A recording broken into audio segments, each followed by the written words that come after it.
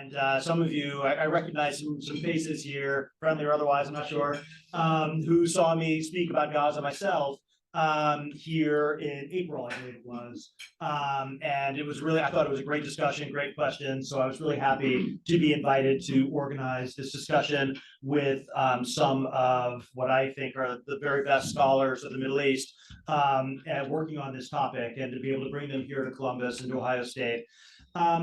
The impetus behind this, of course, is that the war on Gaza has been now ongoing since October 7th. And it has been, I think everybody is in this room because it's widely recognized that this has been an epochal moment in regional history, but I would say also within global history. This war has since October 7th, it represented the single greatest single attack on Israel and loss of life among Israelis, and absolutely shocked the Israeli public, which had, I believe, grown accustomed to not really having to worry too much about Gaza or about security threats in what at the time seemed like a increasingly benign and friendly regional environment. The war which followed the events of October 7th and the attack by Hamas has been one of the most overwhelmingly destructive and devastating humanitarian catastrophes in the 21st century and arguably in any century. The sheer scale and scope of the devastation beggars the imagination. You've probably seen the number 40,000 dead Palestinians.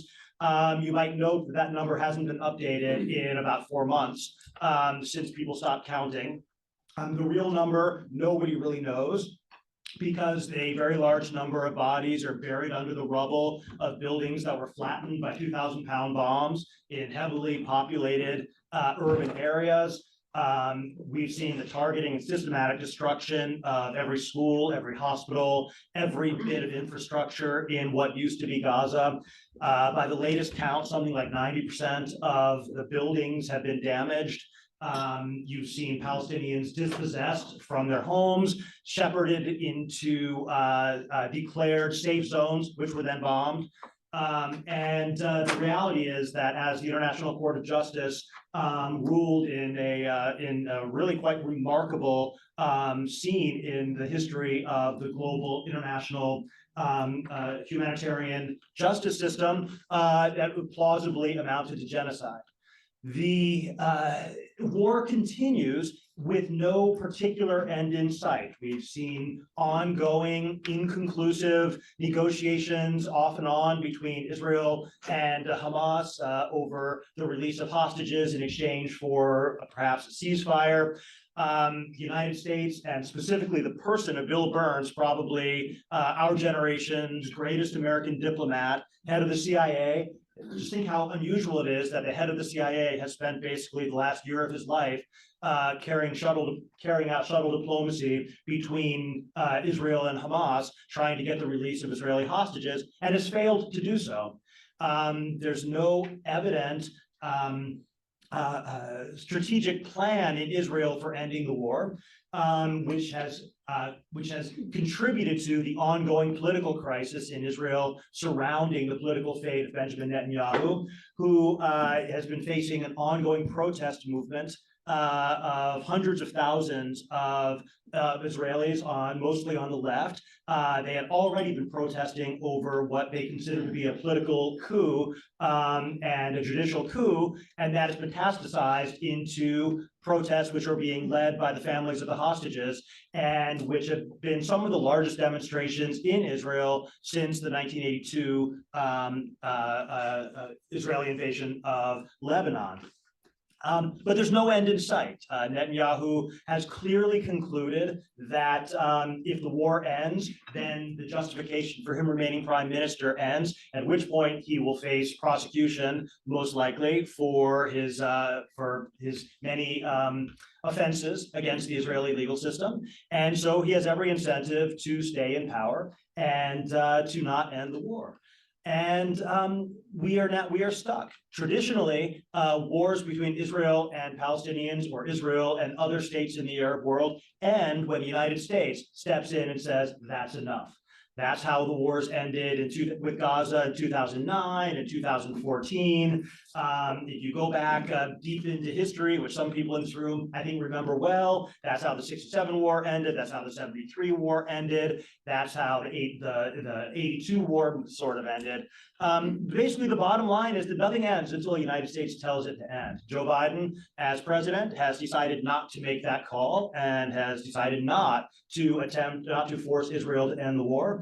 Or perhaps he wanted to, but was unable to do so, which again raises very interesting questions about the nature of Israel's relationship with the United States and the limits of US power and influence in the region.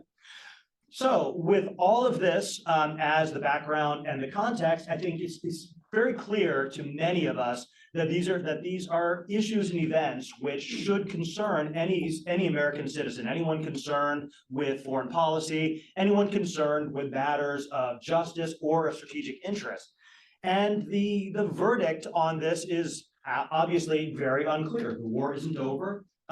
We don't know who's going to win. My personal belief is that nobody wins a war with hundreds of thousands of dead and an entire population displaced, but at some point the war will, God willing, end. And what follows from that is very, very unclear. It's on the one hand very clear that the vast majority of the Arab public is extraordinarily mobilized and outraged over what's happening in Gaza. But no Arab government has acted on that or has broken an alliance with the United States or has changed anything particularly significant in terms of its relations with Israel. We're kind of in this holding pattern at the moment. So what does it all mean? What is the future of the United States in the Middle East? What is the future of Israel's relationship with Arab states? What is the future of Palestine and the future of Israel?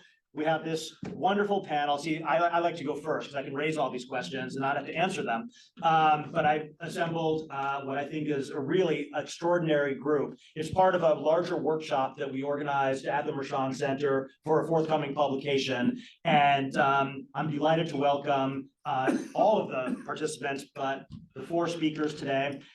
First, we'll hear from Gregory Gause, Texas A&M University.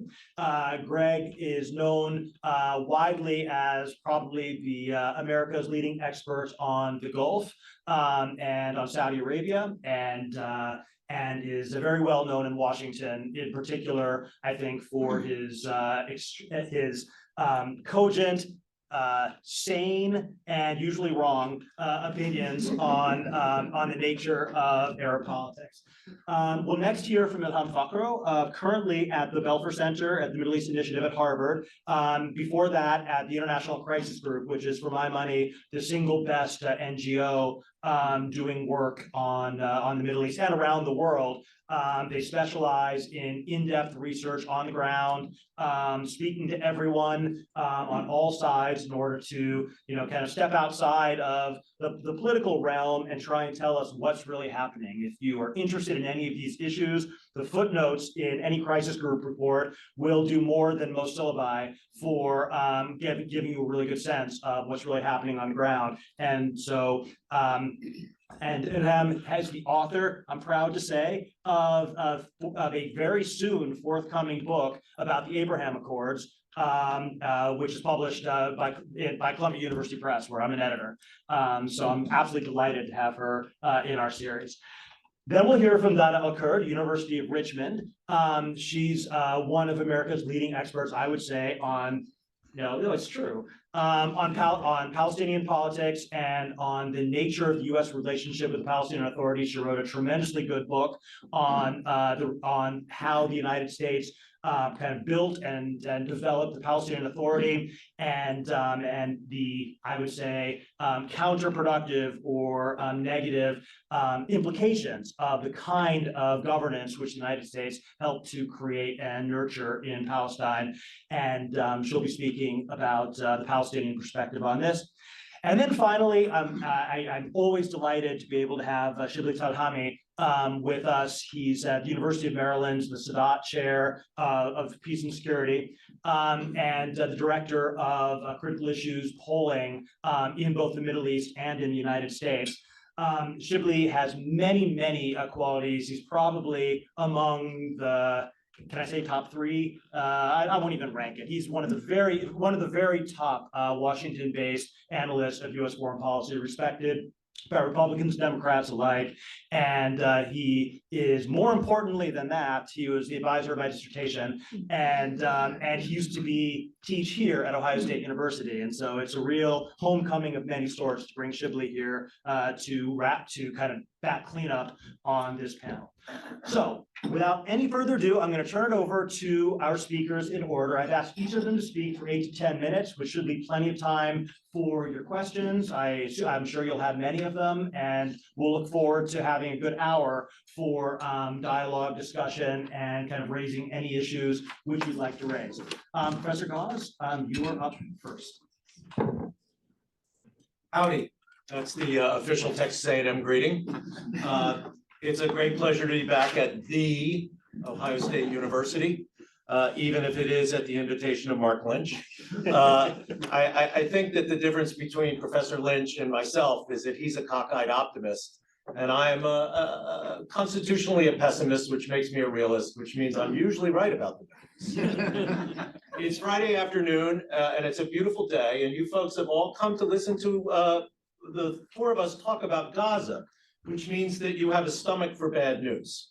And I am afraid that I'm going to give you more. Will anything change as a result of this war? A number of people, analysts in the United States, believe that this war is, as Professor Lynch said, epochal. You know, it's a new epoch in the Middle East because of this war.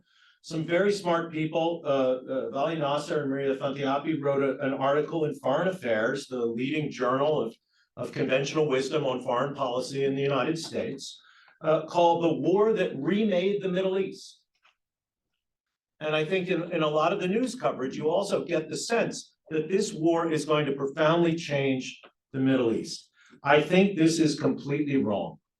I think that at the end of this conflict, the Middle East is not going to look that much different than it did when the day before this conflict began, with a couple of changes that I will note. And this is horrible news. I mean, the death of innocent Israeli civilians, the death of many more innocent Palestinian civilians, the destruction of the civilian infrastructure in Gaza. If some positive political change were to come from this, maybe we could say it wasn't worth it, but at least something better came out of it.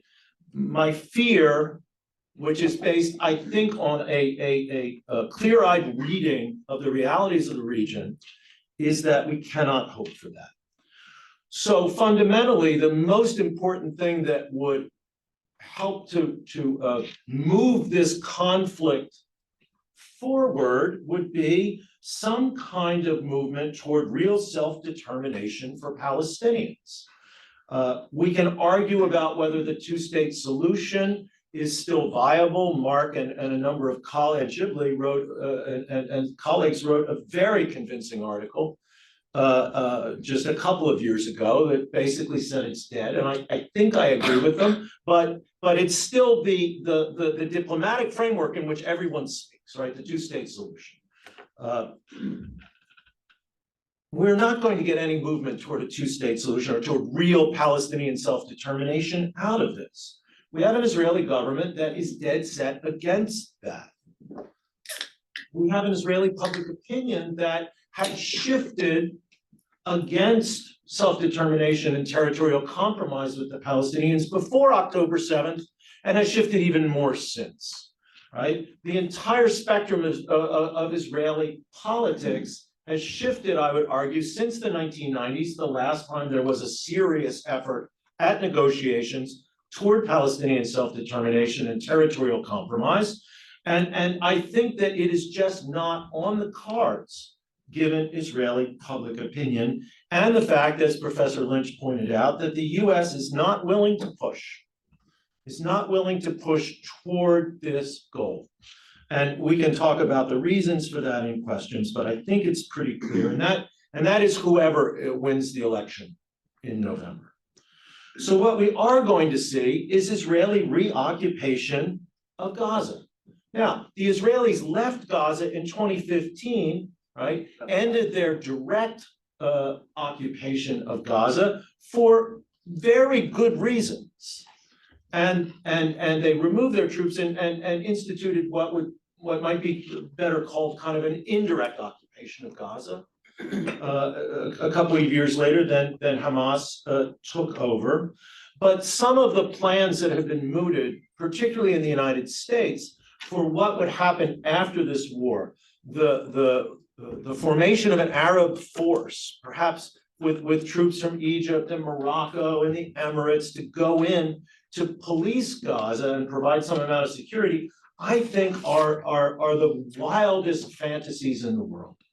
I just cannot imagine any Arab state being willing to commit its troops to, in essence, continue the Israeli occupation. That is to say, without a firm commitment on the Israeli side toward a timetable for Palestinian self-determination, I do not see any Arab government being willing to do this, right? One could argue that there is a natural Palestinian self-governing organization called the Palestinian Authority that might be able to come into Gaza. I think that there are real questions about the PA's ability to actually do that. And we have, at least right now, an Israeli government whose strategy is very clearly to not just destroy Hamas, but also to delegitimate the Palestinian Authority. So I don't see the Palestinian Authority being able to provide some kind of governing structure in Gaza. So thus the Israelis are going to have to basically reoccupy, and they are going to be subject to all of the problems that they suffered in the period up to 2015, but I think even more drastic problems because of the reaction of the Palestinians who will be left in Gaza. Obviously, the momentum toward more Abraham Accord style normalization between Arab states and Israel has halted, Saudi Arabia being the most obvious case. The Biden administration thought they could do the Trump administration one better by bringing Saudi Arabia into this process of normalization with Israel. That, I think, is now on hold and will be on hold for a while. Although I believe that given regional realities, the Israeli-Saudi normalization will probably come back on the table at some point. So what has changed? I think there are two things that have changed, that one of which we appreciate very directly here in the United States, and one of which I think we tend to overlook, but I think is very important. The thing, of course, that has changed is that for the first time in the history of this conflict between Israelis and Palestinians, we have seen a mobilization in the United States of sympathy and support for the Palestinian cause. This is unprecedented. I don't want to exaggerate the extent of this, right? The United States public opinion is still overwhelmingly pro-Israel. And the political class is still, the Republican Party is unanimously, almost unanimously, very pro-Israeli, and the Democratic Party is still, I would say, majority pro-Israeli. But we are seeing for the first time a mobilization, and it's particularly interesting that it's centered on college campuses because there's a generational element to this, right? That whose influence and import, I think, will not be apparent in this crisis, but will be very interesting to watch as we go down the line on this issue. That, I think, is a really important change. The second thing that happened during this conflict, and maybe not directly related to it, but part and parcel, is that Iran and Israel directly attacked each other. Now, the Iranians and the Israelis have been conducting what is in effect a twilight war against each other for some time, right? The Israelis have been very successful in their ability to infiltrate Iran itself, to the extent of even blowing up the head of Hamas in Tehran, right? Ismail Haniyeh when he was in Tehran for the inauguration of the new Iranian president. But the Iranians and their allies and proxy groups throughout the region, not just Hamas, which is allied with Iran, but also Hezbollah, which has, in a restrained way, in order to try to prevent an open conflict with Israel, has basically been able to depopulate a swath of territory in northern Israel, which is remarkable, right?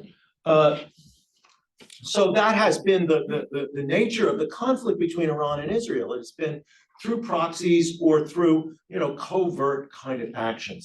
But what we saw after the Israeli bombing of the Iranian embassy complex in Damascus during this war is a direct exchange of fire. Right? The Iranians threw hundreds of projectiles toward toward Israel, almost all of them taken down in the air by a joint American, Israeli, Jordanian, and some other Arab parties cooperation, right? But this is the first time Israel has directly attacked Iran, and some of those missiles and drones got through, didn't do much damage. And then the Israelis, for the first time, directly and openly attacked Iranian facilities. And this crosses a line that had not been crossed before in their conflict. And I worry that it sets a precedent in the post-Gaza period for a possible escalation around the issue of the Iranian nuclear infrastructure and the development by Iran of a greater stockpile of weaponizable nuclear material, has been reported by the International Atomic Energy Agency.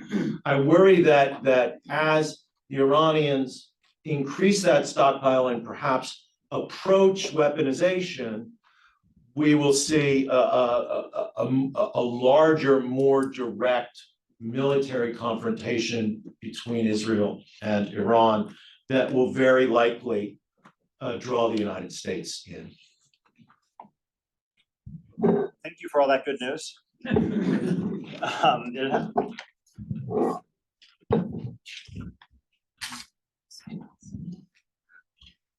Okay, so how's the audio? Good. All right. So it's great to be with you all here today, and thank you, Mark, for having us at Ohio State and putting together this great gathering. So the conflict in Gaza has pushed the Israeli-Palestinian conflict in general back into center stage and back into the limelight. There's a renewed realization, I think, particularly in the US, of how urgent a problem this conflict poses, and how much of a threat it presents to the security and stability of the region. And this is something that represents a change from the past years, when the conflict had actually faded into the background among US policymakers and was not really seen as a regional priority. I want to highlight 4 changes in the nature of the conflict from the past 2 decades and why these changes complicate a solution. And these are all things that need to be thought about when we think about the day after and what happens next. So the first is the US role. Across successive administrations, resolving the Israeli-Palestinian conflict was seen by the United States as a regional diplomatic priority. So while remaining Israel's main supporter and providing aid to the Palestinians, the US was still deeply invested in a resolution to the conflict. When Egypt normalized its relations with Israel in 1979, it was under US diplomacy, under President Carter, that made the whole process possible. When Jordan became the second Arab state to do so in 1994, it was also through Clinton's diplomacy. And at the same time, you had the Madrid and Oslo processes under Clinton in the mid-90s that attempted to create a Palestinian state. And these were not successful, but they were processes. There was a hiatus in the early 2000s with the Second Intifada, and Obama came back in with smaller steps by trying to exert pressure on Israel, for example, by refusing to veto a UN Security Council resolution that criticized Israel's expansion of settlements in the West Bank as a threat to peace and security. But it was not until the Trump administration when these efforts really vanished from view and gave way to a new approach, which was promoting Arab normalization with Israel ahead of the resolution of the Israeli-Palestinian conflict. And this proved to be remarkably successful for his administration. They had a breakthrough with 4 Arab states, Sudan, Morocco, the UAE, and Bahrain. And from that point onwards, the shift became looking at Arab normalization with Israel as a priority ahead of the resolution of the Israeli-Palestinian conflict. And to some extent, surprisingly, Biden's administration has continued with this approach and has also just replaced any efforts to kickstart the peace process with this expansion of normalization, the priority being towards Saudi Arabia in this case. And so the complete diplomatic neglect of diplomacy in this conflict, I think, has enabled the conditions of occupation to deepen and to fester, with warnings that a violent conflict would eventually take place if left neglected for this long. And that's exactly what happened on October 7th. And even now, when we're in this post-October 7th moment, as the war is nearly a year on, it has not really reinvigorated US diplomacy to resolve the actual conflict. This is still partly tied to normalization. The Biden administration still sees a solution as possibly linked towards Saudi normalization. And there's still, I think, not enough effort to focus on how this could be resolved or a plan moving forward. The second factor that has changed is the role of the Arab states. Since the 1967 war, the principle of land for peace has governed the relationship between Israel and the Arab states. This is loosely based on UN Security Council resolutions after the war, which effectively held that Israel ought to withdraw from territories it occupied during that war in exchange for peace with its Arab neighbors. And that's exactly what happened with Egypt, for example. When the peace agreement was signed, it was in exchange for the return of Sinai. Same, to some extent with Jordan, there was a settlement of border issues in exchange for peace. The Abraham Accords broke with this formula entirely, and in doing so, decoupled peace or normalization from the return of occupied land. It set a new expectation in Israel that ending the occupation was not necessary, and that they could bypass the Palestinians, go straight to the rest of the Arab states. And this was actually not the case for many decades. So I want to emphasize how big of a shift this is. It validated something that previously was really seen as the stuff of imagination, maybe. At the same time, the Abraham Accords were sold as a possible pathway to peace, but that has not been the case. The Arab states that entered into relations with Israel have not been able to exercise leverage over it or bring it back from the brink. And so this is another issue. So on Israel's side, it feels like it's winning and it can act with impunity absent either US or Arab pressure. Which brings me to the third change from the 90s, which is the rise of the right in Israel. Since his rise to power in 2009, Netanyahu has actively worked against conceding any territory or land to the Palestinians. In fact, his entire approach has been against the principle of land for peace. It's been peace for peace, this idea that if Israel works on strengthening its military capabilities and developing its economy, the Arab states will want peace for its own sake. And this was thought to be something, again, pretty out there among Israeli society until it actually did happen.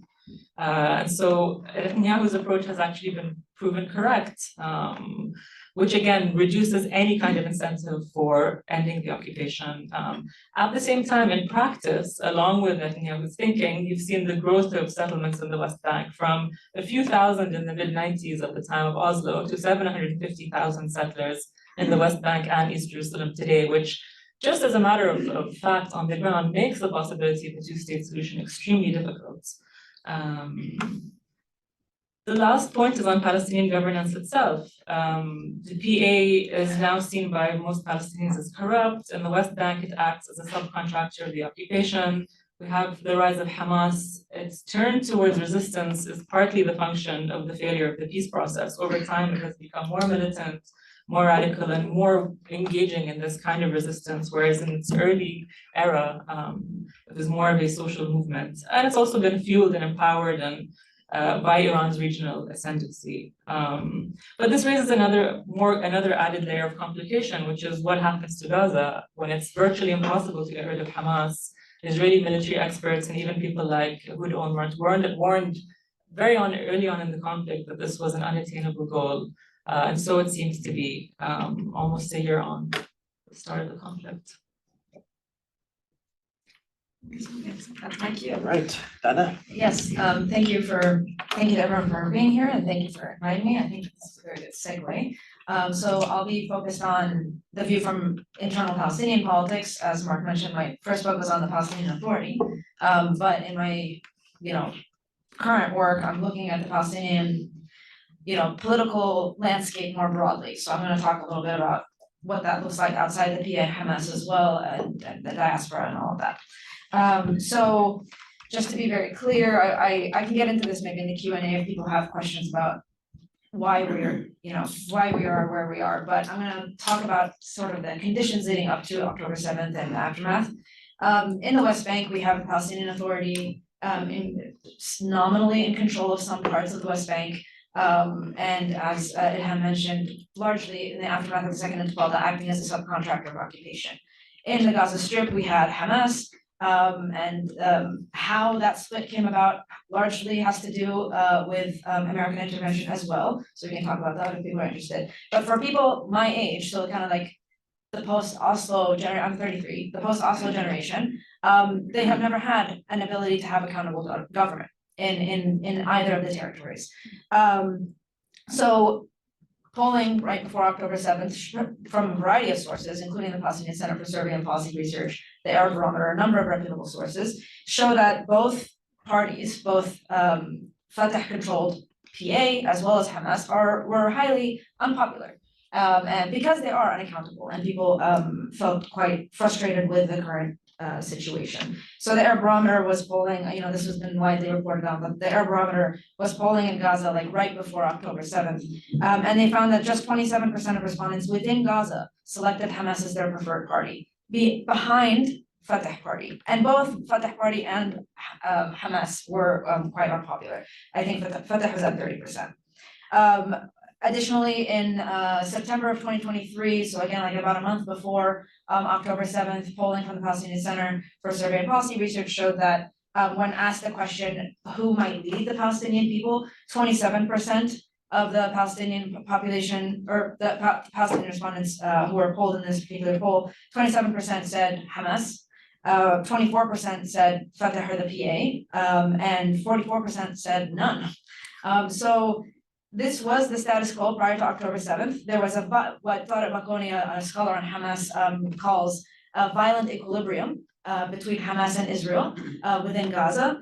And in the West Bank, we had another sort of violent equilibrium where the Palestinian Authority is playing this attempt to continue to be a legitimate actor on the world stage, and vis-a-vis the Israelis playing kind of this subcontractor role, repressing their own people, whereas Israeli violence continues and what settlement continues and all that. That was the status quo prior to October 7th.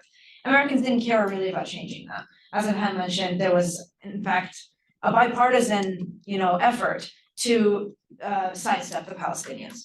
And I would argue that that led to our current situation. Now, because of kind of the intransigence of both parties and the status quo that was largely supported by the international community, Palestinian politics was happening kind of outside of this framework. So we had pretty large protest movements in Palestine, both in Gaza in 2018 with the Great March of Return, as well as in 2021 what was called the Unity Intifada. There was increased movement in the diaspora. So Palestinian diaspora is very widespread across the global north, Latin America, lots of different places, and there was kind of a more, given that there's more space in some of these environments to engage in politics there, but Palestinians are engaging in politics there. But also there was the emergence of militias and the emergence of basically non-political in some way, or not non-political, I apologize, non-partisan militias in the West Bank. In response to increased settlement and increased Israeli violence. So we were having emerging militias in places like Nablus, in Jenin, Tulkarem, so different towns and refugee camps around those towns in the West Bank, where these militias were attempting to challenge the Israeli authorities. Many of them were, or like, based on reporting, of course, it's not like we have a roster, but a large segment of them were very young, under the age of 30. They came from different kind of political persuasions, but they were all, unifying around this goal of we have to challenge the Israeli state in some way. The current political landscape doesn't offer a space for us to challenge that, and this is the way we're going to be doing it. At the same time, of course, Israel is becoming more right-wing, there's more settlement, much more day-to-day violence for the Palestinian population. And again, as I said, this is completely ignored by the Americans. The status quo is assumed to be sturdy and stable. And also this kind of implicit assumption that unaccountable government is like acceptable to the Palestinians. It's assumed that the Palestinians are fine with this status quo of unaccountable governance, regardless of which territory we're talking about. October 7th happens, and we recognize, as many, I think, scholars who work on this topic have been screaming about, that this is not a sturdy or stable condition. But because of the kind of landscape up to October 7th that was supported by these international powers and by the state of Israel, there's a vacuum in leadership in Palestinian politics. Now, it's true that in the aftermath of October 7th, particularly after December, there is an uptick in support for Hamas in the polling. The PA is still seen as quite illegitimate, as was already mentioned. So there have been these discussions of the day after, who might come, if the PA might be able to come into the Gaza Strip, if Hamas might be a junior partner. So that was what the Palestinian, the ex-Prime Minister Shtayyeh mentioned in the media a number of times, or like Hamas might be incorporated into the larger PLO structure. All of this is kind of irrelevant because Israel isn't going to be, has stated that it doesn't want to engage in any kind of Palestinian process. At the same time, Palestinians recognize that there are plans being drawn out without their input. And so there has been a backlash from Palestinian civil society who have put out, statements and letters about how there can't be any political solutions put forward under the barrage of genocide and without Palestinian input. There have been attempts to organize the Palestinian broader politics across the diaspora and within the Palestinian territories. So there was, for example, there's an ongoing attempt by the Palestinian National Conference to bring together Palestinians in the UK, the United States, and different parts of the Middle East to attempt to start to answer some of these questions about how do we maybe rejuvenate the PLO? How do we move past this PA-Hamas binary and stagnation that was largely imposed on the Palestinian people? The progress of that remains to be seen. The diaspora, as I mentioned, has also been mobilizing along with allies. So here in this country, we have seen lots of protests, encampments, and all the uncommitted movement within the Democratic Party. But I would argue this is also largely being ignored by Washington. So conversations about the day after, just based on the conversations I'm having in DC, they seem to be moving forward without any Palestinian input. And I think one other precedent that's being set, so to kind of piggyback on what you mentioned about Israel and Iran, another precedent that's being set is that in the aftermath of October 7th, if especially the Americans don't learn any lessons about how to move forward with this, the precedent that's being set is Israel can engage in ethnic cleansing. And that is going to become a model of how not just in process, but in severity of how mass violence will look like in this region moving forward, or in Israel-Palestine in particular. So we're seeing already some very disturbing trends of similar tactics that were undertaken in Gaza being undertaken in the West Bank. So the kind of sequestering of the Palestinian population, the destruction of infrastructure, whether it's in Jenin or in other parts of the West Bank, this is already happening. And even if you don't believe me, that's fine. Palestinians see it this way. So Palestinians are super concerned about the possibility of ethnic cleansing also happening in the West Bank. And there was just a poll released today by the Palestinian Center for Survey and Policy Research, either today or yesterday, I can't remember, time blurs. It was an Israel-Palestine pulse poll, like a joint poll. But the the numbers on that show the Palestinians are extremely frightened and extremely worried about prospects, as are the Israelis in the poll as well. One other thing I wanted to mention is that Palestine in the region and how it works in the region. When we talk about how Palestine and what's happening in Palestine might impact the region, we often focus on, like the militias, like Hezbollah and the Houthis and the kind of pro-Iran infrastructure in the region. And that's, of course, very important and undeniable. But Palestine is not just relevant to that pro-Iran orbit. Palestine is very relevant to the larger Arab population, the Arab public. So the Arab Opinion Index, which is another polling effort, did polling that was released in January of 2024 that showed that 92% of respondents from 16 different Arab countries say that Palestine is the cause of all Arabs, not just Palestinians alone. So there's a huge level of commitment on the part of the Arab public to the Palestinian question, both for these kinds of intra-Arab perhaps affinities, but also because Palestine has often been seen as one of these topic areas that generates anti-authoritarian opposition and dissent. So Arab publics, because they're upset about the fact that their governments are unaccountable to them and their foreign policies are unaccountable to them, and they're concerned about what's happening maybe right across their border and how it's impacting their lives. So it's not like the war has had no impact, of course. The Egyptian economy is tanking, and all the there's implications for everyone in the region because of this war. But they're seeing that their governments are not moving in the way that they want. So Palestine is often played, and including in this moment, this kind of politicizing effect on Arab publics, and basically becomes a gateway to more broad dissent. And so lots of people are unhappy with their government's response, and we can expect that to reverberate in Middle Eastern politics moving forward. Finally, Palestine here in the US, I just have to mention that it is also creating an anti-democratic backlash. So the Palestinian issue has emboldened particular actors to attack academic freedom, to attack freedom of speech and freedom of expression.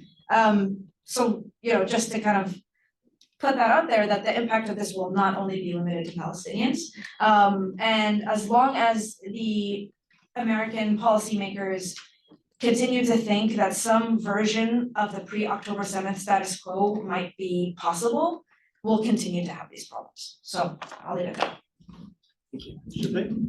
Thank you, Mark and Rick Herman for organizing this. It's really a pleasure for me to be here. I'm back. I actually started my career here as an assistant professor for 2.5 years. It was a real pleasure. That's how I met Rick, and it was a wonderful time,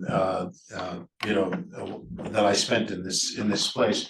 I'm going to make 6 quick points about sort of how this war, impacted American foreign policy. And I say quick because they're, given the limitation of time, they're going to be more like assertions and invitations for questions. So there are things that I've done a lot of work on, and you can feel free to ask me about any one of them. So I'm not going to obviously elaborate much on each one of them. The first is really the extent to which this horrific crisis has surprised, maybe even shocked the Biden administration. They certainly didn't expect this. And they said they didn't expect this. The National Security Advisor said, everything is fine in the Middle East. It's never been so stable. And obviously, their pursuit of Saudi-Israeli peace, likely at the expense of the Palestinians, was seen to be part of this reaping some benefits out of that environment, not realizing that the very act of doing that was actually fueling the next round of violence. And it was kind of shocking, even for someone like me who was actually close to the Biden administration, and I'm invited to briefings and I'm part of a discussion and conversation. And it was shocking because the experts of the region knew that the situation was explosive. There wasn't, like a major disagreements, honestly, about it. There's some disagreement, as always, but generally the consensus was that it was explosive. And And Greg mentioned an article that Mark and I and two other colleagues did in Foreign Affairs based on a book that we published roughly at the same time in Foreign Affairs last April 2023, called The One State Reality.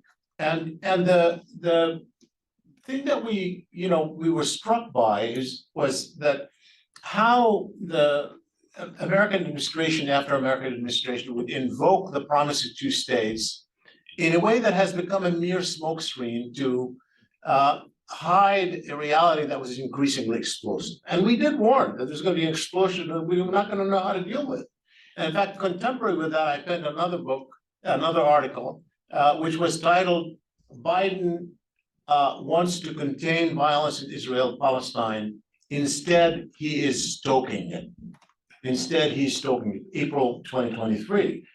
Because I essentially saying that the very fact that he was taking all the means that people thought would be peaceful means to resolve the Israeli-Palestinian conflict off the table, where they're delinking it from peace with the Gulf states, preventing resolutions at the UN that would condemn settlements. Well, those are all peaceful methods to advance the needle toward his aim of two-state solution. When you're taking them off the table, what are you doing other than creating despair that opens opportunities to militant groups like Hamas to exploit it? I mean, we didn't know how this is going to happen. No one, of course, predicted the horrific attack that happened on October 7th.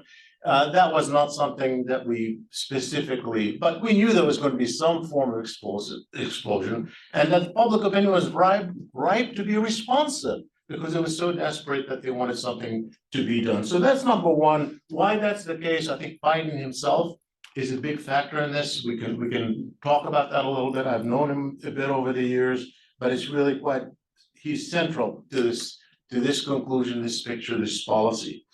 And number two, I think the war has really revealed the extent of Israeli dependence on the US. Now, this is not a shocker because, of course, America has been backing the US in huge ways, both protecting Israel at the United Nations, employing vetoes of resolutions, providing cutting-edge military aid that no one else has.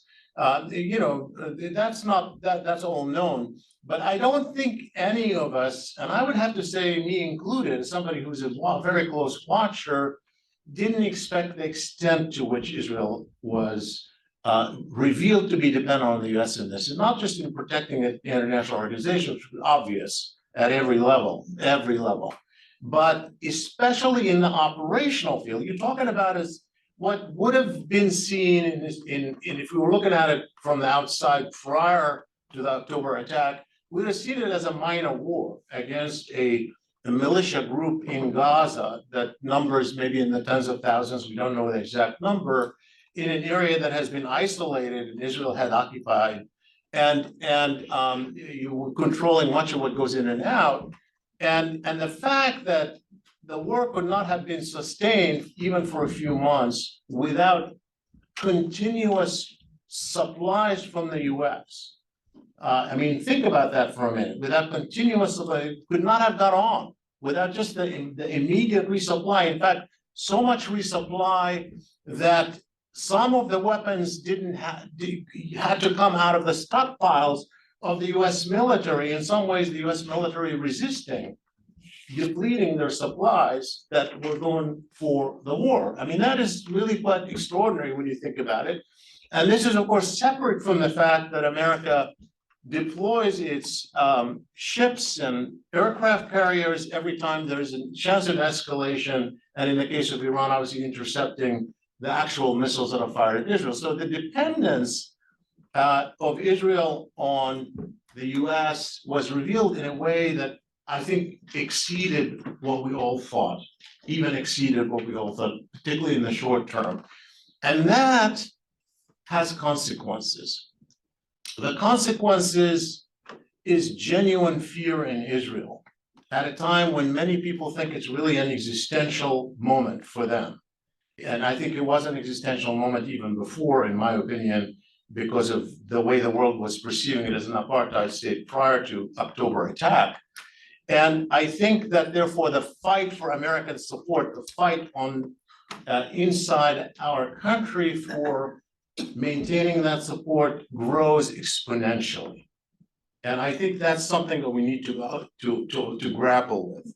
The third point is those of us who've always feared, and every administration I've ever advised has always feared, that something related to Israel and the Palestinians or Israel's policy in the region would at some point draw the US into a war it does not want. And clearly, this escalation that we have seen, whether it's now, fighting in Yemen against the Houthis that came out of obviously the Gaza war, or the possible escalation with Iran. And if Iran and Israel really entered into a war, for whatever reason, whether Iran started or Israel started it, there is, in my opinion, no way to keep America out, even if the US doesn't want to be there, even if the US thinks that's a disaster for our interests, there is no avoiding that. And so that linkage is now, I think, should be clear to everyone. Anybody who didn't see that should be able to see it immediately.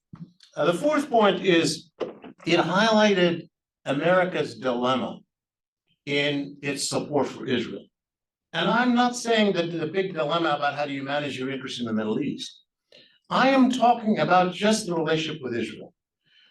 Because on the one hand, there is an American political consensus, Democrats and Republicans, most Americans too in the public, want the US to be committed to Israeli security in its pre-1967 border. I think that commitment, I've talked to members of Congress, including people who tend to be progressive on the left.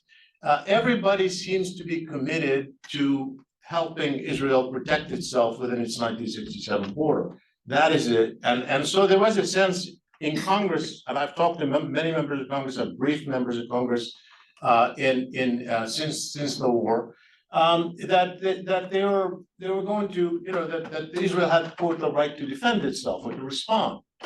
The problem for the US has been that not only the fact is how Israel defines what to defend itself, but put that aside for a minute, because that itself is, an issue that is debatable, that what do you do when you know that you have a far-right Israeli government? You've already even said it was the most far-right in memory, that has objectives that go far beyond self-defense, including members who want ethnic cleansing, including members who certainly don't support the two-state solution, including the prime minister, or members who want to annex the West Bank, which goes against your own policy. So the core objectives of the government, as it's stated, go against your very core interests as you see them in the Middle East. How do you manage to help somebody defend themselves while at the same time not helping them advance the agenda that goes against your very interests? And so that is a dilemma that has been painted, I think, very, very graphically in this particular crisis. The fifth point is about the domestic arena. There is no question that our country has been divided on this issue. I have been doing polling on this issue since the days I was here at Ohio State as an assistant professor. And I've been tracking American public opinion toward Israel-Palestine. And what has happened over the years is a huge rift between Democrats and Republicans on Israel-Palestine. With Republicans increasingly more supportive of Israel, Democrats increasingly on the side of not taking sides, majority of them, and those who want to take side increasingly evenly divided among Israelis and Palestinians, and young Democrats increasingly pro-Palestinian. And so what we have seen since October, in fact, is an exacerbation of that divide. First, between Republicans and Democrats, we see that more starkly. And among Democrats, the rise of a large segment of the Democratic Party, particularly young Democrats. And it's not just Arab and Muslim Americans, as you hear, that's nonsense, because in some polling, a majority of Democrats said they considered what's happening in Gaza genocide. In some of the polling, a majority of young Democrats under 30 say they want the US to be leaning toward the Palestinians. So there's a big divide in our country that has affected certainly the big politics, but it affected primary politics in the Democratic Party, and it has become something of a debatable election issue that could impact the Democrats. It's not clear how, but we can discuss that if you like, and I can give you more data. Finally, the war has isolated the US globally. At a time when the Biden administration came in, obviously at the tail, after a period of Trump where it highlighted advocacy of human rights, democracy, alliances, global coalition, and then you have Russia invades Ukraine, and we invoke the issue of sovereignty, the issue of human rights, the issue of democracy, and we try to put together a global coalition to do that. And to a large extent, it was initially successful, I would say.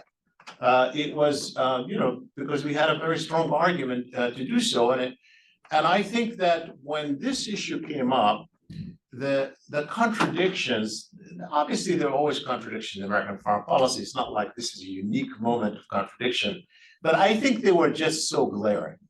And when you look at the numbers of people who were voting for resolutions for ceasefire and where the US stood, particularly even on issues like ceasefire, that I think gap between the US and the rest of the world has become so obvious that it has undermined, I think, the pursuit of American objectives, including to some extent on Ukraine. So I'll end with that, and I welcome any questions pertaining to any one of the points that I made. Thank you so much to all of you. I'm going to ask each of the panelists a question or two and ask them to take just a couple of minutes to respond, and then we'll open up to all of you to join the conversation. So I want to start with Greg. And it seems to me there's a tension in what you're saying, not in terms of the Middle East as it is now, but in terms of what it might become. And what I mean by that is that you make a compelling case that nothing is going to change as a result of this war. I remind you, you don't need the reminder that things can change for the worse. Change doesn't have to be for the better. And what you're describing in terms of the possibilities of escalation in a number of different fronts and the difficulty of managing the kinds of escalating military exchanges and signaling and the like between Iran and Israel, but also the effects of what's happening in the West Bank on Jordan, the effects of the ongoing conflicts between Hezbollah and Israel, and the effect and what that's leading to in terms of Israeli thinking about actually going into Lebanon militarily. And again, I guess what I'm asking is, even if you don't see any change coming out of this war in terms of making the region a better place or having direct effects on politics, do the kinds of risks of escalation increase the possibility of really dramatic changes that will be the result of this escalation into war, a possible escalation of war or regime collapse or that sort of thing? To Ilham, my question is based on the 4 points you made, in kind of laying out what kind of, in many ways, this is the pre-October 7th, the Abraham Accords, how the region got to where it is. And I wonder if any of these are reversible as a result of what has actually happened in Gaza. In other words, is there any chance that you can see of a return of the Palestinian issue to diplomatic centrality, a reversal of the ascendance of the Israeli right, et cetera, et cetera? Or do you see these as kind of such big structural changes that there's basically no going back? and that in a sense, it's almost the mirror image of the question I'm asking Greg. Dada, I was hoping that you might be able to, because you talked about, all of the problems in Palestinian governments and the difficulty of coming up with any kind of plan or move forward. And I was actually curious your take on Greg's, I think, caustic and probably correct view of the absolute insanity of many of the plans in Washington that are coming forward on a, kind of a day after and the governance of Gaza and the like. And yet something will happen in a day after, and I'd really like to hear your thoughts on how Palestinians are trying to, really think about what might follow from what I think we can all see is happening with the reoccupation of Gaza and what's happening in the West Bank. In other words, is there a possibility of reconstitution of the PLO in new form, some kind of diasporic umbrella organization, or is everyone just too divided? And the other thing I wanted to ask you is that in your historical narrative, you mentioned, 2021, the unity, Intifada, and all of that. And one of the things that I think anybody who watches this conflict sees is just the increasing skill, novelty, and success of activism campaigns, social media usage, and the like, and the ability of Palestinians to get their story out to a broader public in ways they were never able to before, I think. And I was curious if you had any reflections on what that might mean for Palestinian political strategy going forward. And then finally, Shibli, I could ask you about any one of your 6 points. This is outstanding. But I wondered, just to kind of bring this full circle, if any of these 6 would or the combination of the 6 add up to fundamental change. In other words, in direct opposition to Greg's pessimism that anything meaningful will change. Is what you're describing actually already a change, or is it leading in the direction of the status quo being so unsustainable that that change is going to happen? And again, it could be changed for the worse. But in a sense, I kind of want to put you in dialogue with Greg on that. Should we start with Greg and then go back down the table? Sure, thanks, Mark. When I said nothing was going to change, it was more in terms of the overall geopolitical context of the region. So on October 6th, 2023, I think that the geopolitics of the region were basically defined by the collapse or weakening of authority in a number of Arab states. This is a process that differs in every one of those states. In Lebanon, we're talking about a state that was weak by design and suffered civil war in the 70s and 80s, through the United States as a matter of policy, destroying what was left of the Iraqi state in 2003, deliberately destroying it in the strange hope that they could easily rebuild an Iraqi state, which was a failed enterprise. And then, of course, the Arab uprisings of 2011, which led to civil war in Syria, in Yemen, and the weakening of the regime, well, the collapse of the regime in Yemen and the weakening of the regime in Syria.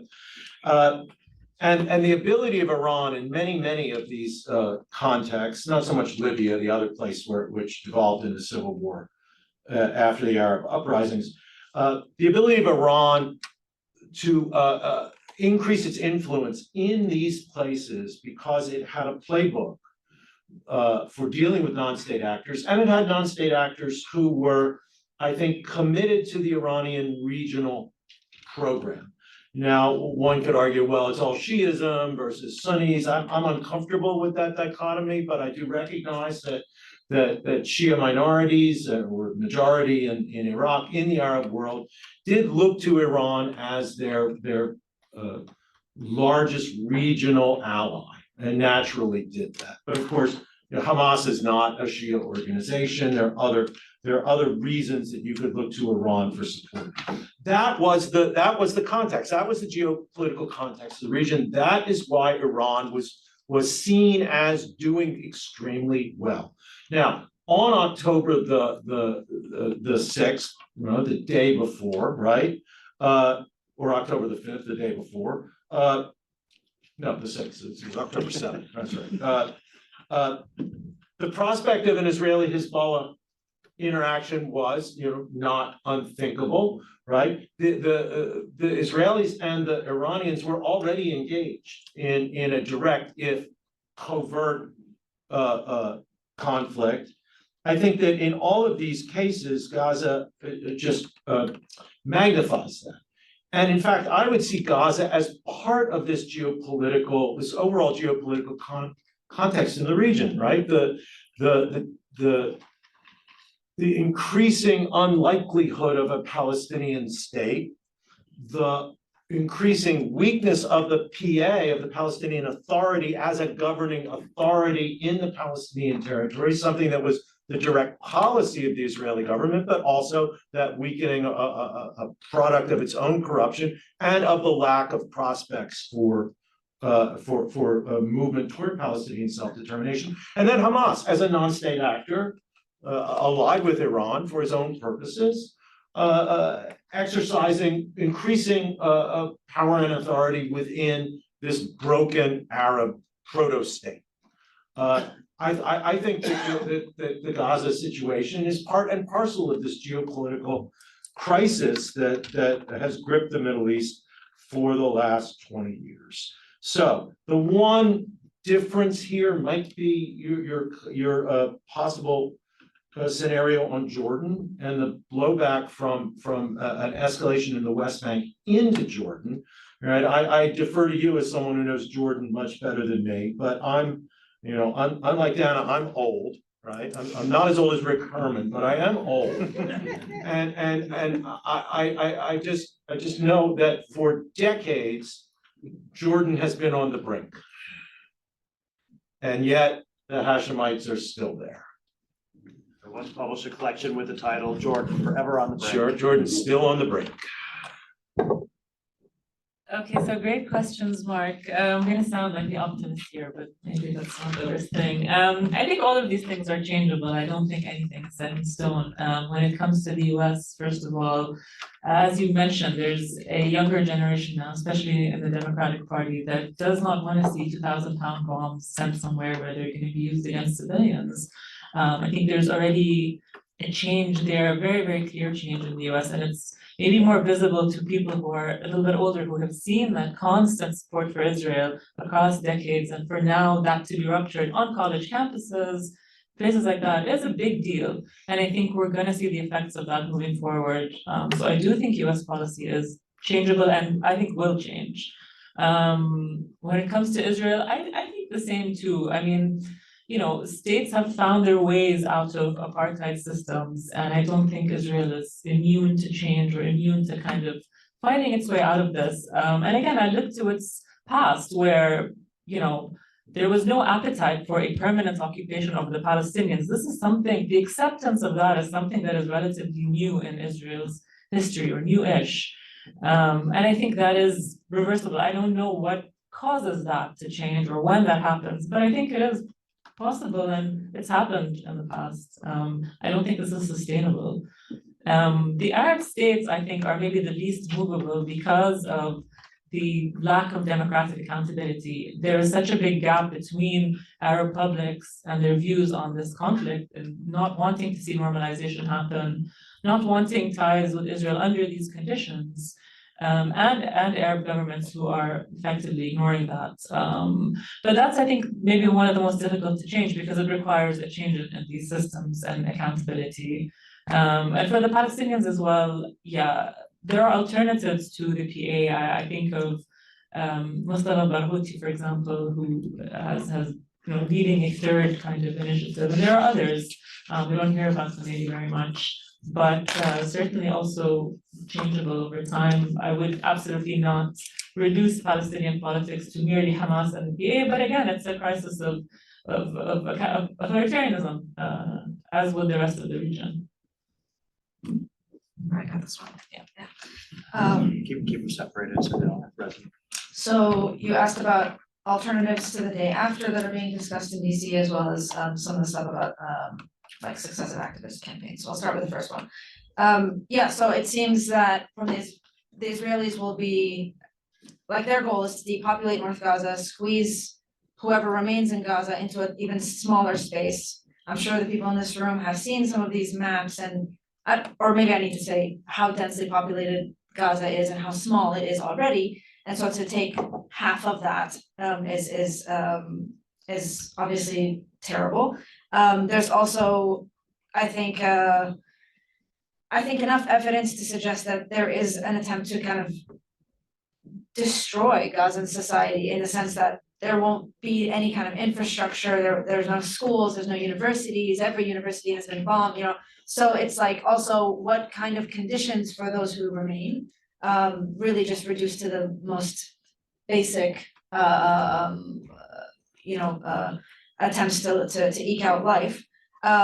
There's discussions, I think, in DC and with the Israelis about creating these cantons, so like squeezing Gazans into smaller spaces to be able to control them more effectively. On the Palestinian side, there are discussions of rejuvenating the PLO and trying to create a framework to be able to then advocate for that internationally, but that requires international buy-in, it requires American buy-in. Which I don't know that the Americans have, again, learned that or like absorbed that lesson. And so really kind of whatever happens in Gaza, and I think what the Israelis want to happen will happen, and they'll face, some cost to that because apparently the tunnels are still pretty much intact and there's still fighting going on. But what's going to happen is increased mass violence, like that is the short to medium term. There's going to be continued mass violence, and that's really obviously disturbing. In terms of the 2021 Unity Intifada and the kind of the successive activist campaigns, 2021 was particularly seen as successful, I think, not necessarily just because of the social media component or the kind of mainstreaming of Palestine in the global north, but also because for the first time in a while, Palestinian citizens of Israel also participated. So it was kind of this, this moment where Palestinians across different realities were actually engaging and engaging with each other and attempting to lead that movement in a kind of unified way. Now, whether or not that success, whether in 2021 or currently, has moved beyond discourse is an open question. I think that they have been successful in mainstreaming Palestine. I think Ilhan is right. What's happening on campuses or what's happening with the uncommitted movement in the Democratic Party, all of these things are manifestations of that kind of success. But I think there's also two different pressures that are attempting to re-marginalize the Palestinian issue. One is the repression of the American state and American state actors and campus administrators and all sorts of people to try to crack down on that kind of discussion and that kind of discourse and that kind of mainstreaming.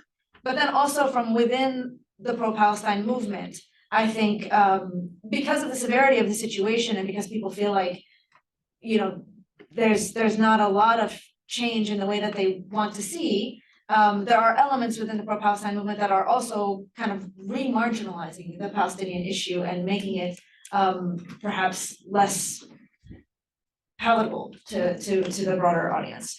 But I think this moment, if we don't find a way through it, and then we're seeing these kind of waves of mass violence, what that's going to lead is to the attractiveness of the violent option, which in the region has been claimed, has been previously mentioned by Iran, by its allies, by its clients, and generally a very zero-sum existentialist view of the conflict on both sides, on for both Palestinians and Israelis. And like I said, there's a poll that was released yesterday that shows that this is definitely the case. And I don't see, if we don't have the space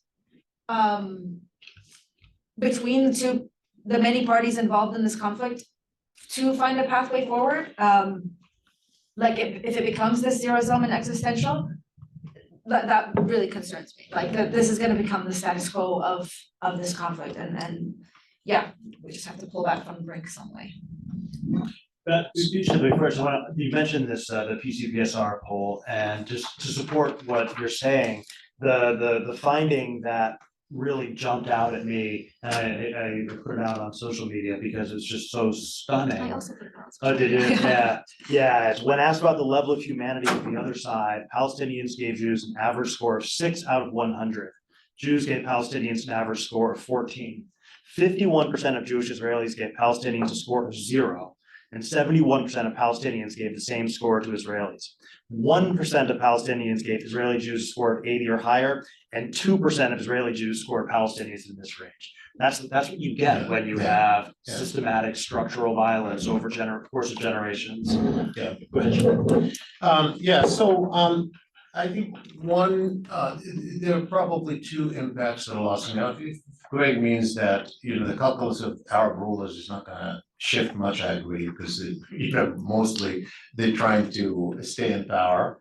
And that calculus hasn't changed, and they'll do what's in their interest, but they have to pay some attention to the public opinion, and that was obvious in the slowing down, at least of the Saudi-Israeli rapprochement, and so, but I think the reality will have changed the calculus, and let me just say what it is about it.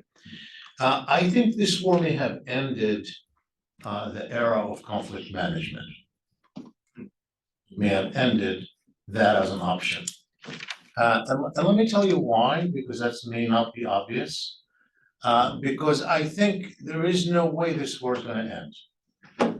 So, meaning what? Meaning, okay, we can have a ceasefire tomorrow, and I hope we do, because obviously we want less suffering, and that's gonna end that immediately. But so let's wake up to the morning after. The morning after is over 90% of Gazans are displaced. The majority of structures are destroyed or damaged. The infrastructure, water, electricity, roads, systems, schools, health clinics, hospitals are destroyed. The UN estimate just over 2 months ago was that it would take up to 15 years to just clear the rubble, and probably 80 years to rebuild what has been destroyed, which was, of course, a very bad starting point for Gaza just in the first place. So when you wake up to that reality and then figure out who's going to even manage it, who's going to even provide the humanitarian assistance, and how is that going to work with the Israeli presence? And that if you have the Israeli government, this Israeli government still in power, something like it, we know that their aim is hopefully to, quote, have voluntary displacement, meaning people pushed out somehow because the environment is not going to be hospitable to them.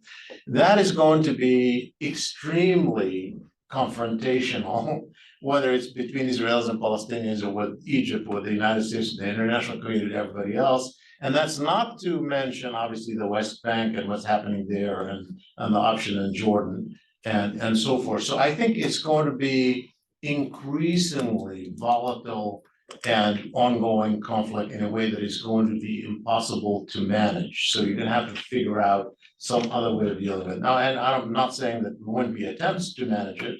And maybe they'll succeed. I just don't think, at least in any foreseeable future. So this war is not ending in except maybe perhaps the active shooting in Gaza may end for a period of time. And I'm not having I don't, so that obviously is going to impact the calculus of everybody in the region no matter what.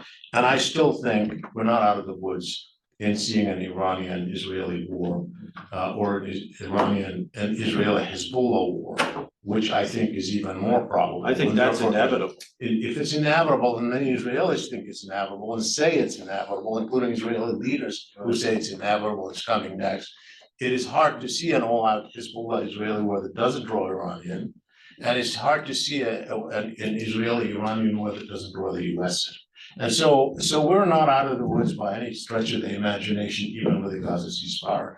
The last point I want to make on the change in the US as somebody who's been tracing that for a long time. I would call the Gaza war a narrative forming event for an entire young American generation. Now, that's a pretty strong statement because I'm saying this is not just an episodic. And why do I say that? Because I say the level of mobilization on this, for whatever reason, we could debate the origins and the sources of it. I cannot imagine anything close to it since the Vietnam era. Nothing like that happened after 9/11. And I think the closest thing to it was the Vietnam era. And I think that, so I think the scale of what we have witnessed, put aside public opinion polling that I'm doing, I'm just observing, the manifestations of it on the streets, the numbers of people who are activated and mobilized, particularly young people. I would call it a narrative forming. It doesn't mean that narratives don't shift, that there would not be attempts and fights for them, and which ones dominate and which ones lose in the end is still a fluid. But I do think it is something that is likely to become a factor in any calculus in our domestic politics. Thanks to all of you. Let's go to the audience now. We need to have you on a microphone so that the recording can pick you up. I believe Kyle has, you just want to grab one of them? Yeah. Can we start, or are there any undergraduate students here who would like to ask a question first? Put them on the spot. Well, I don't want, there's no reason we're here. Anyone? Not all at once now.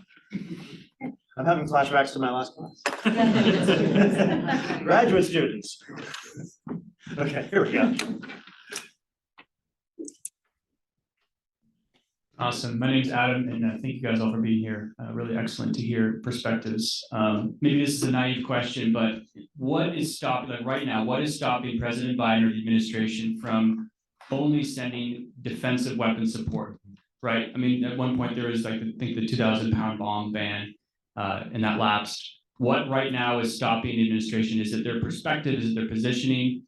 Why do they think they need to continue to supply weapons that are clearly being used for, mass civilian casualties? Great. Right next. Sir. My question is actually similar, so. Okay. Anyone want to take it? Sure, I'm happy to address that. Wait for the microphone. Sure. Just push that out. Pass it down. Now, obviously, Israel still has a lot of strong supporters who backed Biden. And I've been there to see that when things are critical and they're particularly seen as existential, the amount of pressure is huge. And that goes also from Congress, because Congress is split.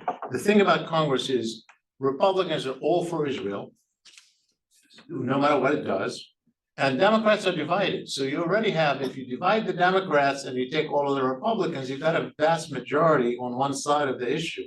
And he has to get things in Congress. So don't underestimate that. But even with that, I think that doesn't explain it. I happen to think that it's Biden. And I have, as I've said, I've had interactions with him over the years when he was senator, and I've talked to him many times about this issue, and I've testified for his committee, and I talked to him when he was vice president. And he has his own strong views on this. And I don't think that, had Bernie Sanders been president under facing the same pressures, I don't think he would have made the same decisions. And I don't want to say just Bernie Sanders. I think there are many other people that that for whatever reason, Biden is uniquely among Democrats, 100% behind Israeli policy, not 100%, because he has stopped them on some important issues, by the way. I mean, let's just give him credit on that at least, because for one thing, many of the far right wanted to push the Gaza refugees out into Egypt. Obviously, Egyptians didn't want that. And they made it, that was a red line, but the Biden administration absolutely not to ethnic cleanse. I mean, so they did stop the Israeli, right? So it wasn't 100%, but I had even to revise my own theory about Biden and look back at his history to see what he's done. And it dates back to much longer period in terms of what some people have seen, even insensitivities to Arab and Muslim casualties dating back to 1982. So I'm not sure. I mean, people are going to have to rethink that. We're going to all have to look and see what re-examine Biden, but I think he personally is part of the factor. Okay, now anyone can ask.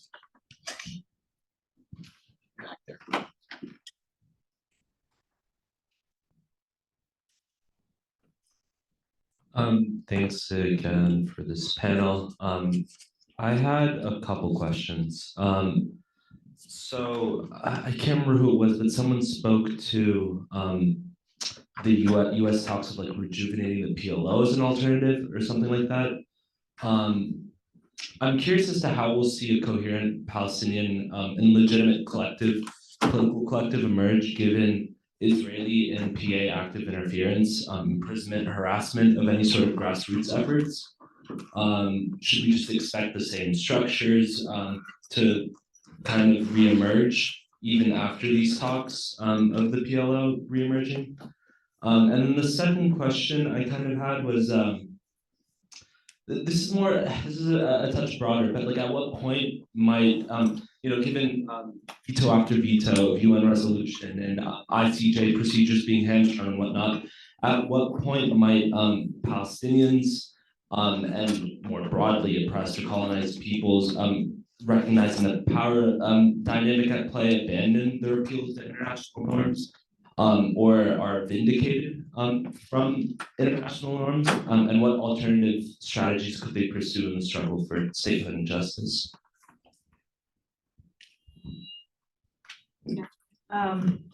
Yes. So on the, I don't know what's going on, is that from me or from? Okay, so on the PLO rejuvenation or like reemergence of the PLO question, this is not US led, this is Palestinian led. And it's led by actors that are attempting, particularly I'm referencing the Palestinian National Conference, to engage with Palestinian diaspora communities in a number of different places and across partisan lines. So I think a lot of there have been a lot of conferences in the last maybe 10, 15 years that have been held in like places, Istanbul and stuff like that, that claim to be nonpartisan on this question, but were clearly kind of very pro Hamas or very pro Fatah in some ways. But in this particular instance, I think the people involved are these bridging actors that do have connections with a variety of different partisan groups and are attempting, I think, to the best of their ability, given some of these constraints, to engage with the broader Palestinian body politic. It's entirely Palestinian led. The question is whether the US takes it seriously, but it is an attempt, because I think they understand the assumption of this group, which I think I agree, is that the Palestine Liberation Organization is a national liberation movement that did have a lot of legitimacy, and that was hard won, for many years, and kept alive in some way for many years, and that there was no reason to reinvent the wheel. There is a kind of institutional structure that can go back, we can go back to and tweak essentially to engage with these new partisan actors that are now on the scene. I think where they failed a little bit is the scope of their work. They've kind of completely ignored the Palestinian diaspora in Latin America, which is a strange omission given how strong and well-resourced that particular diaspora is. But nevertheless, they're attempting. So I don't know if that answers your question. Those were great questions, and I want to just say a couple words about the international law one. And here I think that, at one level, I think we need to have realistic expectations about what international law, international courts can achieve. Because I think it's easy to get disillusioned when the ICJ or the ICC don't seem to be able to compel action. They're not arresting Netanyahu, all that stuff. But that's never going to be in the cards, right? I mean, I think that if you think about like theory of what these courts can do, I found what the ICJ did to be, unbelievable. I mean, I've never seen anything like it in terms of an active intervention in an ongoing conflict, the full, the legal procedures, presentation of evidence, and the fact that they don't have the power to kind of overpower sovereign states doesn't surprise me. But I am surprised by the ability to get the case heard by the number of governments, including allies of the United States, signed on to the case. And then, kind of the ICC is famously cautious and a highly political creature. There's been pressure on it, as I'm sure you know, to take up the Israeli-Palestinian conflict for many, many years, and they took it up. I mean, that was something which I think most of us didn't expect, because they've always been, well, they only go after Africans for one thing, but also they stay away from the US and Afghanistan, they stay away from the really controversial issues, and yet the fact that they took it up is itself kind of a major step forward. Now, of course, once you raise the expectations and nothing seems to immediately follow from it, everything you're saying is right, that, okay, at what point did they walk away? I don't think we're at that point right now. I mean, I think this is, in terms of the attention and the action of international legal institutions on this issue. I mean, we're in uncharted territory right now. So I hope the Palestinians don't give up on it, the global South doesn't give up on it at the exact moment when it's actually starting to do something. The last thing I'll say is just that Shibli and I, in our article about kind of US policy on Gaza and the like, one of the points that we kept making was that we kept saying we're not asking the United States to single Israel out in any way. All we want is the US to honor international legal norms and American law. And that applies to every country, supposedly, right? And so the ability to have those standards, the ability of the International Court of Justice or Human Rights Watch or anyone else to say, look, we're not singling out Israeli behavior. These are mutually agreed upon international norms governing the laws of war, and we expect every state to be accountable to them. Is Israel honoring them or violating them? Having that set of standard principles and norms strikes me as extraordinarily important, because it's not lawfare. It's not just the weaponization of allegations and the like. There are standards by which every state should be judged. And again, Israel has escaped that scrutiny and accountability for a very long time. But in this particular war, we're actually seeing those standards being raised and evaluated in ways that we've never had before. So again, I would say just I hope that people don't give up on it at this point.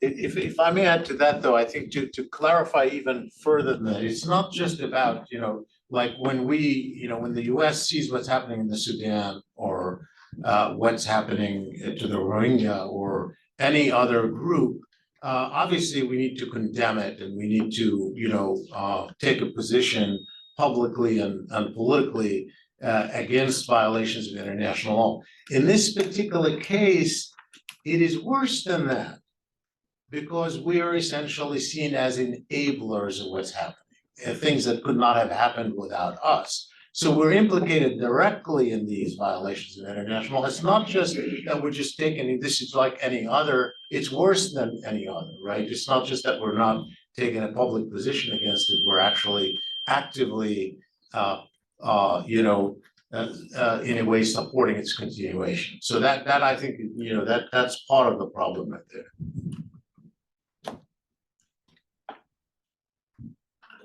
Hi, thank you. I'm, I think, the lone undergraduate here, so I appreciate you giving me a chance to ask a question. I saw all sorts of undergraduates. So since Biden's exit from the 2024 presidential race, I've seen a lot in the press about him entering this almost like Montessori period where he will pick, a project and broker a ceasefire, and it felt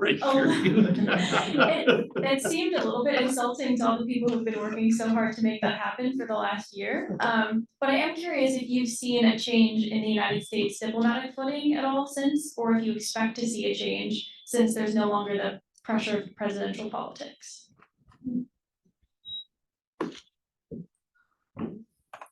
Shibli, you live in Washington. Now, I'm not sure you're expecting the change to happen within that. From Biden, that Biden will do something different? That Biden himself will do something now that he doesn't have the weight of running for president?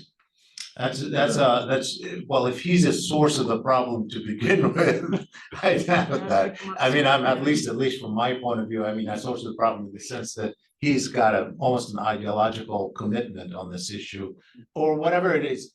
I don't know that it's ideological, by the way. I think I haven't really fully decided it because I've been around politicians and people in Washington for long enough to know that at some point they can't separate what they've been socialized into saying for political reasons and who they are and what they believe. It becomes so, and this is the guy who's been there for decades, and I'm not sure if he, if he any longer knows what he is. But so I don't know. I'm not sure. There he is. So Professor Telhami lives in Washington, but I'm a born and raised Delawarean. So I've been watching Joe Biden my entire life. And you've got, I think you need to recognize that when he came into national politics in 1972, I was a freshman in high school. At that time, to be an ambitious Democratic politician, you had to be pro-Israel. It was there was just no option other than that. And I think that in many ways he internalized that in an effort to, become a national figure in Democratic politics, which is what he wanted to do. Second thing, I wouldn't expect anything before the election, but interesting things have happened in American policy on Arab-Israeli issues in post-election periods, including the Reagan administration beginning a dialogue with the PLO in between the election of George H.W. Bush and Reagan leaving office, right? Between November of '88 and January of '89, the United States began a dialogue with the PLO, right? And I think it was, as our Marxist friends would say, no accident that it happened after the election, right? And so if there is anything in the Biden playbook, or he's decided to pick a Gaza ceasefire as his Montessori project for his last months, I think we will see it after the election, not before. You forgot the parting gift in 2009 when they launched the war. Israel launches the war on Gaza during the interim period to welcome Barack Obama, yes, to the presidency. But that was somebody else doing something in the interim period. One of the things which is interesting here, I think, is that, and here I very, very much agree with Shibley on this, is that, I was recently on a webinar with a senior administration official, and maybe they're just saying this because they have to, but they seem to think they're doing a very good job. They think that they've avoided regional escalation to war. They believe that they set out to support Israel, and they have done so. And they said they believe that they've done everything they can possibly do to try and get Israel to do things, and they're angry. They want you to know that they are angry that Israel has not done what they asked, but they're not going to do anything about it. But again, it's hard to imagine them doing something fundamentally different if they believe that they've done everything possible. It doesn't, don't those sounds like election campaign talking points? or legacy salvation. So there was back here, there was someone.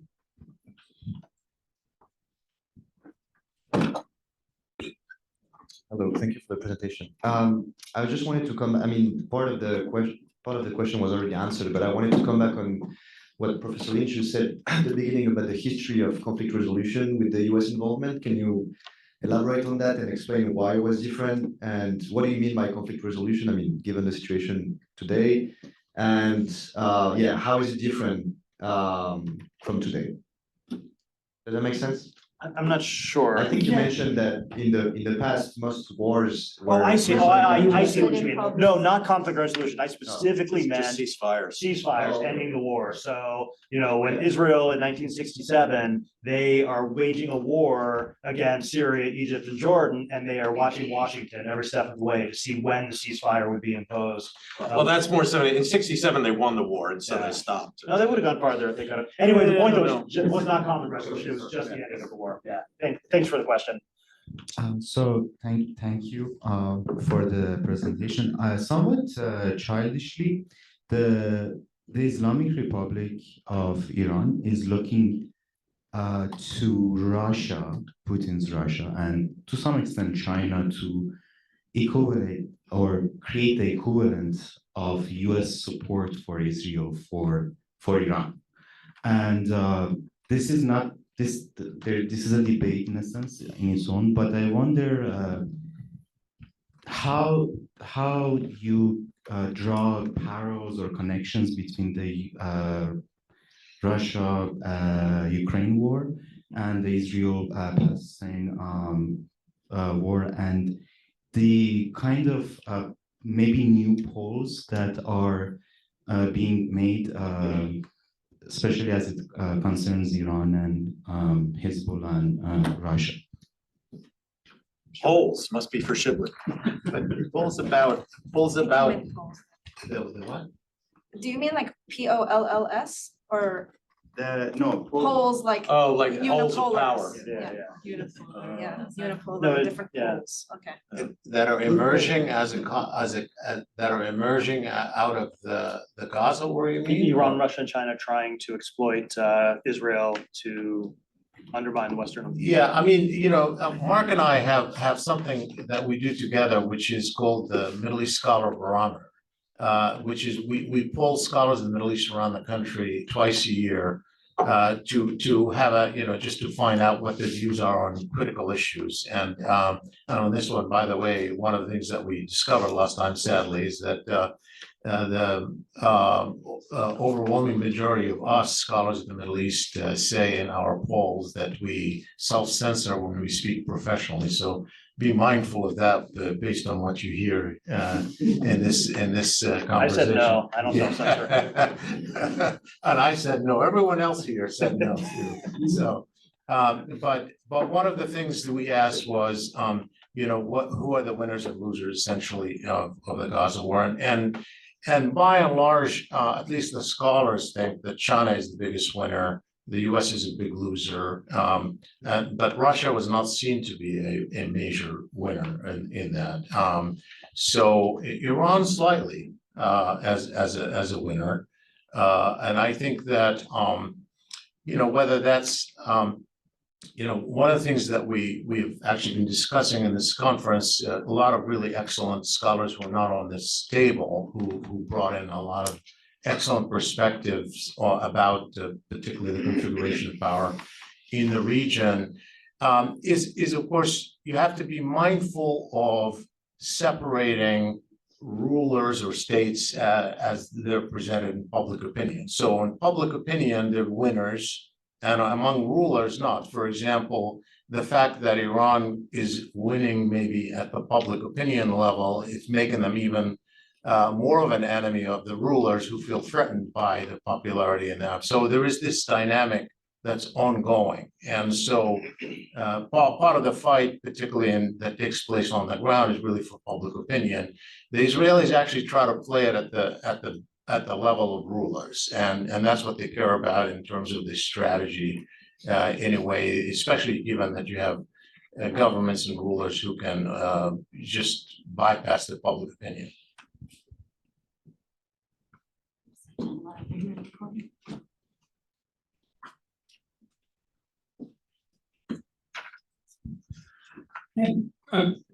Thank you for very educational. I'm a physician, not a political scientist, so very educational. I'm fascinated with this conflict and the use of hostages in how it's sustained this war and how it's really got us all thinking and talking and about it. But the way that wars change, that oppressed peoples use guerrilla warfare and how even if there is a resolution to this conflict, how do we get out of it? We talked about the one state versus a two-state solution. Your premise is that the two-state solution is less likely. How is that going to affect future conflict, and does that make the United States more safe, less safe? Is more terror kind of conflict going to come across the borders even after a resolution?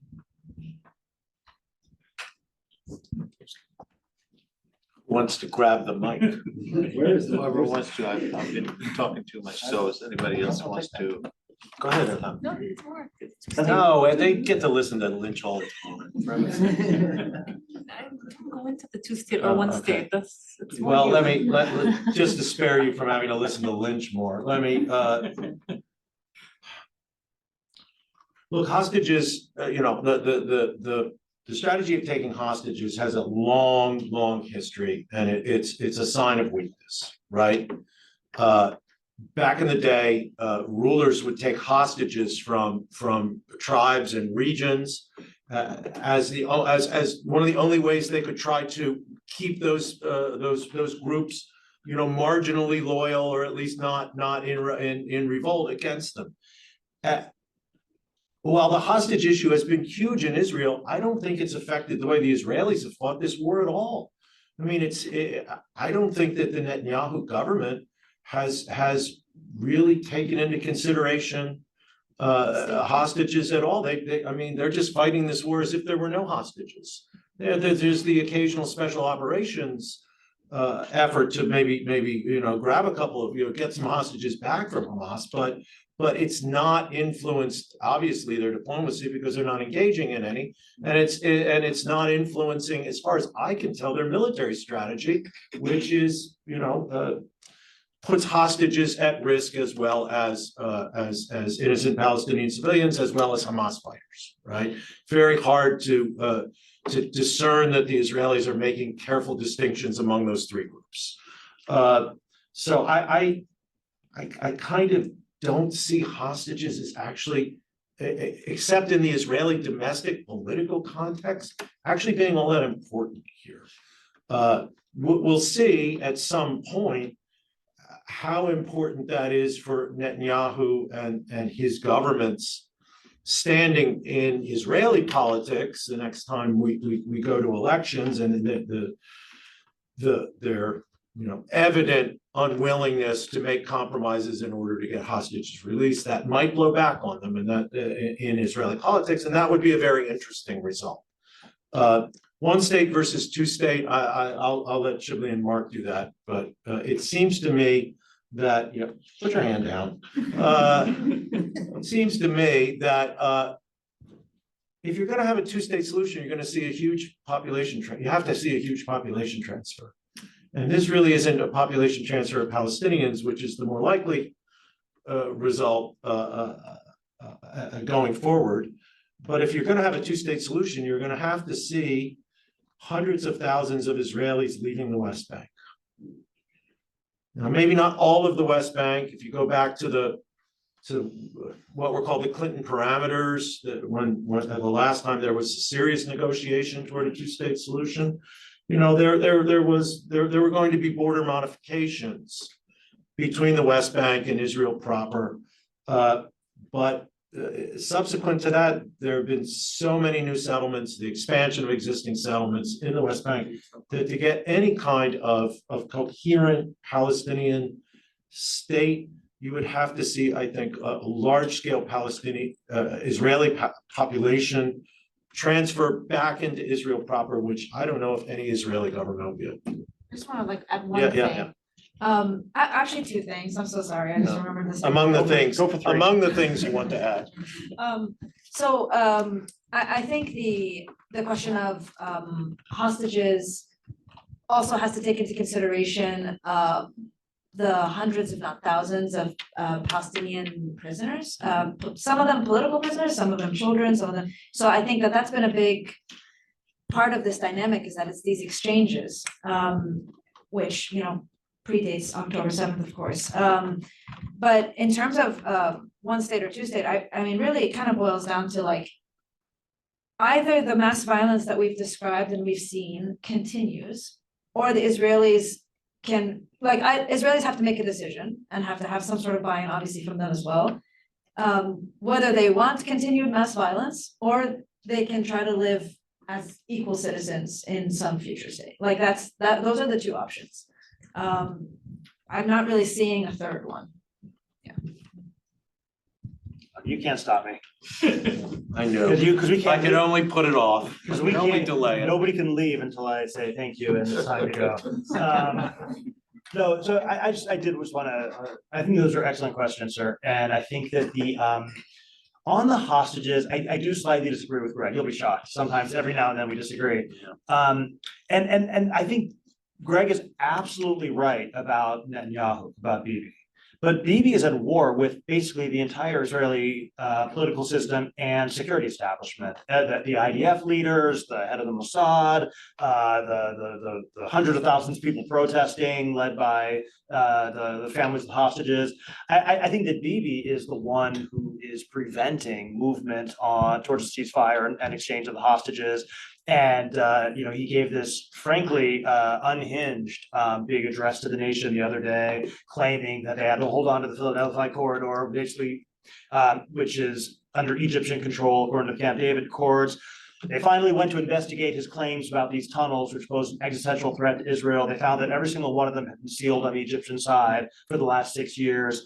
But I mean, this is Israel. You expect there to be constant leaks coming out of every national security institution, but this is extraordinary, even by those standards. That basically every leader of every national security institution is openly saying the prime minister's strategy is wrong, and yet he's still calling the shots. So that would be the one place where I would I think that is Greg's description of Israeli policy is correct, but that there's widespread dissent about it. And I think that the Israelis do care about the hostages quite a lot, and Netanyahu is simply defying that.